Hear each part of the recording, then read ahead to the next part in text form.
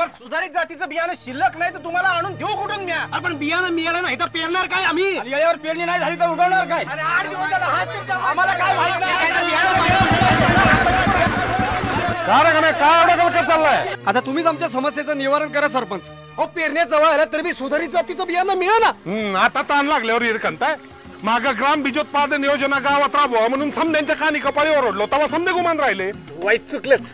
तेव्हाच ही योजना गावात राबवली असती तर प्रत्येकाला गावातच गावच्या पीक रचनेनुसार चांगल्या दर्जाचं प्रमाणित बियाणं येळेवर मिळालं असतं. अजून येळ गेलेलं नाही. आताच कृषी अधिकाऱ्यांना भेटू चला. कंच्या गाडवानं तुझ्या बानं काय गाण्या पेरण्यांची धावपळ दिसत नाही. सरपंच ग्राम बीजोत्पादनाच्या योजनेमुळे नवीन जातीचं सुधारित आणि खाद्याचं बियाणं गावातच मिळू लागल्यामुळं येळेवर पेरण्या झाल्या.